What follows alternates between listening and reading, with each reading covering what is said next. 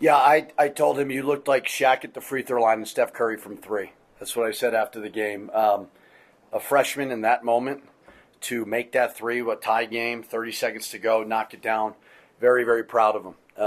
He's an awesome kid, phenomenal stroke. You know, even the free throws, probably a little bit of nerves for a freshman, but when you shoot it, you think it's going in. And Mustafa's really, really hobbled right now. We just need to find a way to get past his plantar fasciitis and get him healthy again.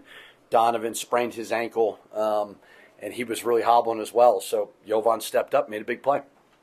I know I've kind of asked before, like what maybe you could do to replicate your late game runs early in the game. This is another bad slow start against a team, bottom half of the standings kind of team. Is there anything that you can think of that's starting to lead to a trend as to these slower starts? No, I don't think it's that big of a trend. I think first half, they do it to you. They lull you to sleep a little bit. We went into halftime and said, okay, guys, San Diego State was down 17 last night versus San Jose. It was a tie game at the media. We said it. Let's go make a run right away. Came out of the locker room, 10-0 run. Kind of kept trying to make a big shot to get the building going, but couldn't make one until 30 seconds to go. So, I don't know. I think you could feel the pressure, right? Of, oh, God, let's not lose a quad 4 or 3, whatever it was. It's that time of year. You better learn how to deal with it. It's great to be playing meaningful games, whether it's winning the league, whether it's seedings for the conference tournament, NCAA tournament. It's great. I mean, it's a privilege. But, yeah, I think we were a little stressed in the first half. And then Nelly, obviously, foul trouble kept him on the bench a lot longer than I'm sure you would have liked. But when he did come in late, you could tell he couldn't defend as aggressively as he might have wanted to. But he was pretty good those last couple minutes. I think he was really good. We had to get through it. We mixed up our ball screen coverages. We're normally really aggressive.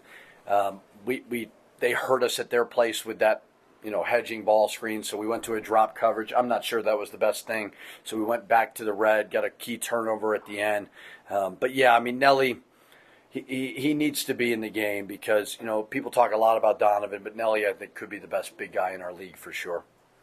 Compared to the first time you guys played, where do you feel Wyoming improved the most? Well, they didn't have Obi, and he's really good. And he kind of has like this NBA game where he could shoot some mid-range. He's got a high release, kind of rocks back a little bit, so it's tough to challenge it. So I think that part really good. Other than that, I think Sundance does a really, really good job. I mean, he's building a culture. He's going to get it going. We're fortunate that he didn't win tonight, but they're just a tough physical team. For Jovan specifically, I know you've talked about subs looking like they belong when they come off the bench, especially for a freshman. Where do you feel like his game has allowed him to have such an impact in big moments? It's not typical. Well, we're throwing him in the fire right now because of Mustafa. We like I said before, he needs to live in that training room. He needs to get healthy. It's probably not going to get significantly better, right, because we're in the middle of this whole thing. But I've loved the progression of Jovan. He's got a little bit more minutes, and he continues to always have a phenomenal attitude, like never a bad day, great spirit, great energy. So that shot couldn't happen to a better kid. Coach, you mentioned Nelly got going a little bit late, but Cole Henry and Coach Jennings were very physical with him, rode him up the lane, and made any post entry real hard to get. And you talk a little bit about how he adjusted that, and he really came through when you needed him. Yeah, I mean, they're a very physical team. They could be the most physical team in the league. And they don't really mind fouling, and we missed 16 free throws. They want to be aggressive. I think what Coach Wicks is doing is building a culture for the future. And they're not going to back down to anybody, especially in the physicality piece. So we left a lot of points at the foul line. But those two big guys made it very difficult on our guys. But Nelly made a huge block. What was the score when that block happened? It was a 3-point. 3-point game. Jovan made the three.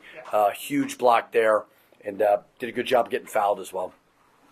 Coach, Wyoming shoots 62% from the field in the first half. It seemed like every single play in the first and second half, they were just running high pick and roll and put you guys in some tough spots. Can you talk about how you defended that and and you're going to play a team in Utah State on Sunday who's going to set a lot of screens. So how can you guys get better? Yeah, we did not defend it well, right? So we've got to be better there. We were mixing up our schemes, but did a much better job in the second half. Did not turn the ball over only 3 times in the second half, where we were 10 in the first half. So that was a little bit of the reason why I think they were getting going offensively.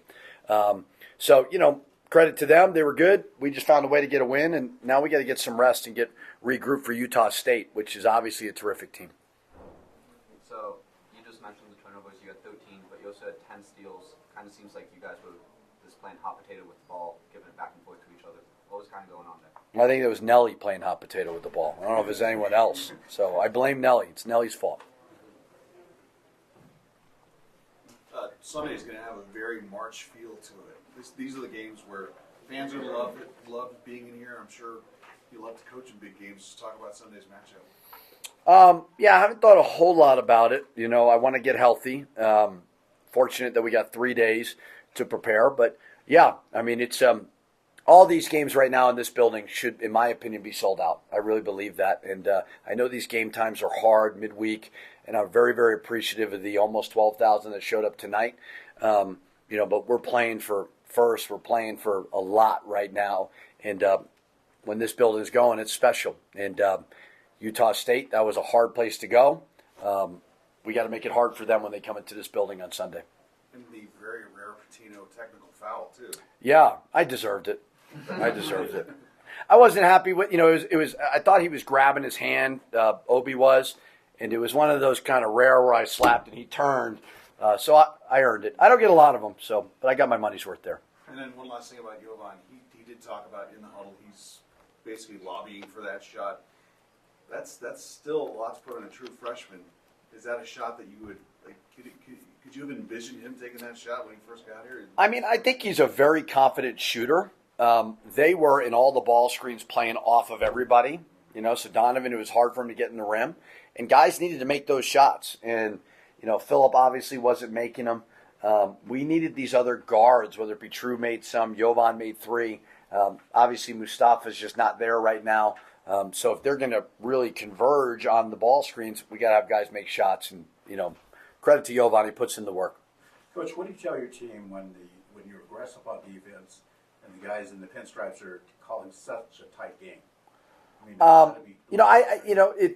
Listen, we shot 34 free throws to their 14, so they were calling it tight, but I don't think it was a poorly officiated game. It was kind of a clunky, weird game, but I tell them all the time, I know it's ironic because I got a technical, but stop worrying about the refs. And the funniest thing was Donovan, who wouldn't stop complaining to the refs, comes over to me and tells me to relax and calm down. And I looked at him like, who the hell are you to tell me to calm? All you do is complain about the refs. So, no, I thought the refs did a good job. It was a hard game. Both teams are pretty physical.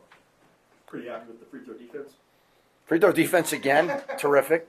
We work on it a lot. 14. Yeah. All right, Donnie had a good game, but it didn't. It seemed like he was struggling. It seemed like he was a little frustrated. His stat line then ended up 20 points, 20.7 assists, 3 6 steals. rebounds, 3 steals, and he drew 10 fouls. Yeah. He's sort of kind of becoming that guy that's having those stat lines even in bad games. What do you have to tell him in games like this where he is maybe a little frustrated? I think he gets frustrated when he doesn't get foul calls early in the game. And we've told him over and over again, please stop worrying about the refs. Just play through the contact because he goes in there hard. And there may have been 1 or 2 that could have gone his way that didn't. He's got to find a way to move on and lead the team. Then he got banged up at the end. I don't think it's anything too serious, but he was really rolling in the beginning, the middle of the second half. But I think a lot of why he may not have been as great was they were playing off other guys, and those guys have got to do what Jovan did and step up and make a shot. Let's go to the end, man. Let's go to the shot. Hard-fought game. Tell us, walk us through what happened in that play if you could. I know the play, a couple plays before that, I hit the top of the key 3, which got me going. And then at the time I told Donnie, I was like, I'm gonna hit it. Just swing me the rock, I'm gonna hit it. He passed to me in the corner. I didn't like it. I passed it back to him, and then we got a little pick and pop action. So that was nice. So you literally told Donnie I'm gonna hit a 3. Yeah. In that timeout, that was just one possession. I told him, I said, I'm ready. Whenever you pass it to me, I'm ready to shoot it. So and I went in. And Pitino was okay with the freshman hitting or taking the big shot? Yeah, for sure. All right. You guys did struggle against a Wyoming team twice now that the bottom half of the standings. What is it that they did to make this the game they made it? Well, Wyoming's a tough team. They're probably, I would say, one of the most physical teams in our conference. So just the physicality, they have size. I feel like second half we came out on our run like we usually do in the second half, and we just started playing together, and shots were falling. And I know you're big and you have size, but you're not exactly the back to the basket kind of big. You're not Nelly. Stoff's foot looked like it was bothering him again. Yeah. And you guys weren't your usual in the post kind of presence, but you guys were able to come through late. I am curious, when you're not doing when you're not having that much success in the post like you guys normally do, how much that does kind of tighten things up on the perimeter for you guys. For sure. Our post presence is very, very big for us. Obviously, Nelly got in foul trouble a little bit early, so he had to sit out. And then when he came back in the game, he got straight to us. So that's a big thing for us.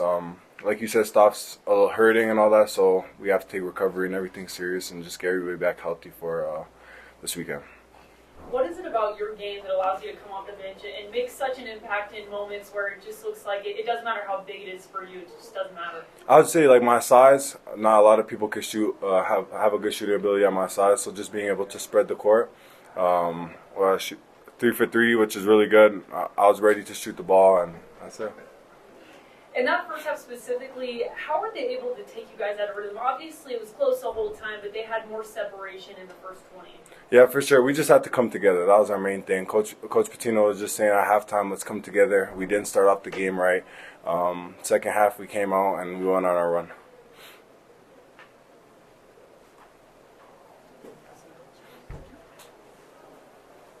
I'm sure during timeouts, there's a lot of guys probably saying, I can shoot that shot.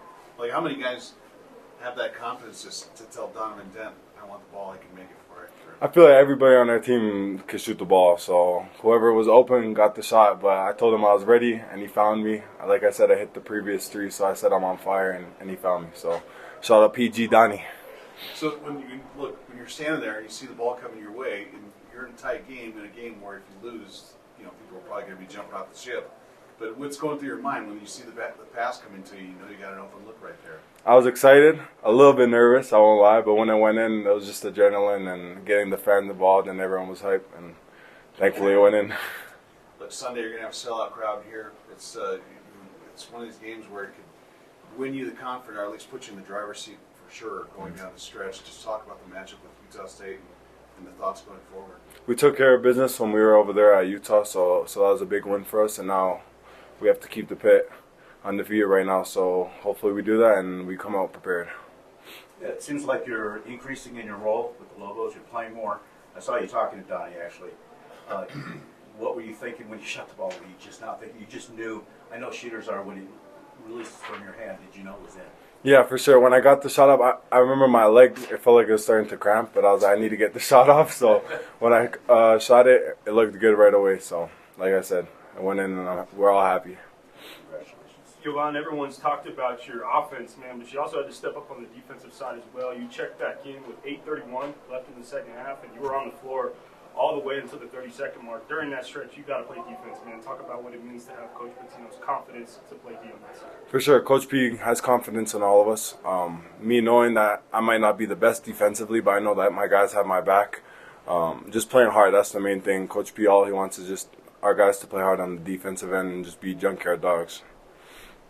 Do you think there's any chance that, like, when you guys watch film and kind of go back over this game, that maybe Coach Pitino's going to ask you to start shooting your free throws a little further back? Yeah, maybe. He was saying that after the game we were up in the locker room, he's like, yo, I'm with Shaq at the free throw line, but Curry from the 3, and we all started laughing, so that was funny.